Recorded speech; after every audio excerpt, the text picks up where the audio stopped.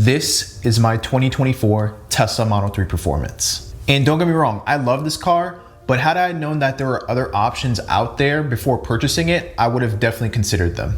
My name is John with Blackberry Productions, and for this video, I handpicked several affordable exotic sports cars that you may want to consider before purchasing a new 2024 Tesla Model 3 Performance. And I also made sure that all of the cars that I'm featuring in this video are around the same price or even less than the new Model 3 Performance. I also included a wide variety of different types of vehicles as well, so hybrids, gas cars, and also electric cars. So with that, let's get into the video.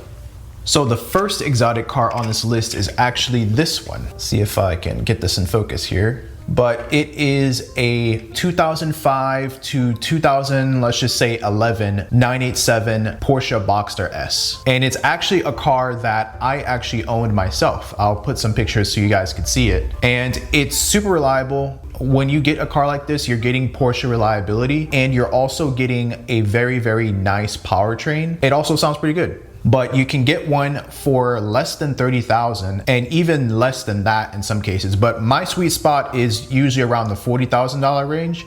You can find a really well-equipped one for around $40,000 with very low mileage on it. And one of the things about Porsches is that the people who own Porsches, they usually keep their car very, very clean and they're very meticulous when it comes to taking good care of their cars. So these aren't like Dodge Chargers and stuff where the bumper is always falling off and things like that. Definitely not here. So it's definitely worth considering purchasing this instead of a new 2024 Tesla Model 3 Performance.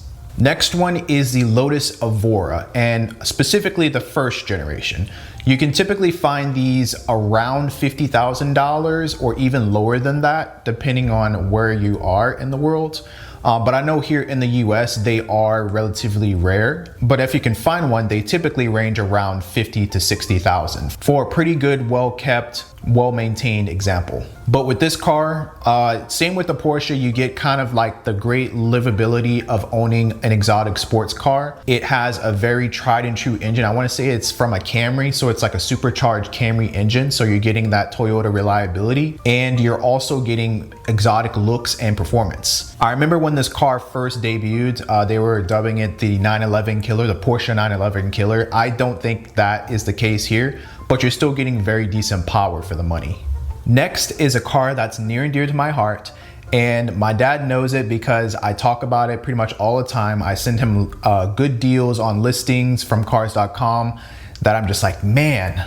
But it is the BMW i8. And if you've been with the channel since around June, you know that I actually owned a BMW i8 as one of my personal vehicles for a period of time. But with the BMW i8, you're getting a very reliable BMW powertrain. It actually has a 3-liter turbocharged engine as well as an electric powertrain, so it's a hybrid. It's a plug-in hybrid actually, which surprised me when I first took delivery of it because I didn't know that. But you could pick up this car around $60K. I would even go a little bit less than that because I've found deals that are like $55K, $50K, even $40K for like a higher mileage i8. But I wouldn't recommend the really, really high mileage ones just because you'll start to see like wear and tear things. So my sweet spot is around $60K, and you could find them all day long for less than 20,000, 30,000 miles for that price range. But they are pretty reliable vehicles. I have a friend who's actually part of my car cruising group, and he owns a BMW i8. It's white and it has over 100,000 miles on it, and he's actually trying to sell it to get something else. But that just proves that it's just a very reliable car. The doors go up, so it has those Lambo doors, so to speak, which I love. And come to think of it, I think this is the only car that you can buy within that price range with these kinds of doors. And I think it's the coolest thing about this car. I remember when I owned it, I felt like a celebrity. I'll just say it, just because a lot of people would just like do the head turn thing.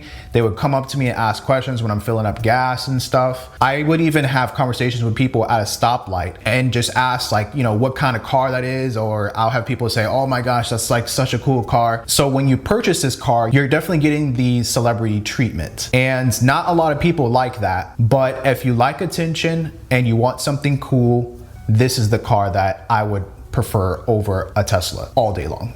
Next car is the Audi e-tron GT. And this is actually one that I talked about before on the channel. I actually made a comparison list on some of the alternatives that you can get for the new 2024 Tesla Model 3 Performance, and you could actually view that video in a card somewhere above here. But essentially, this car depreciated into practically nothing. I'm fully convinced that anything that is older than 2021 or even like 2023 is at its lowest price that it'll ever be. It's at the floor price, if you will. And despite what other people might think, this car I think is really, really cool. It's very exotic looking, and it's more different and distinctive than anything Audi has ever made, even the R8. I've never driven one personally, but from what I hear, they are pretty reliable just because it is an electric powertrain that you're getting. But I'll say with the earlier models, there are some quality issues that you should look out for. And even with the earlier models, the quality issues really aren't like game breaking. It's usually like little Tesla things, like, you know how they have like trim just coming apart sometimes,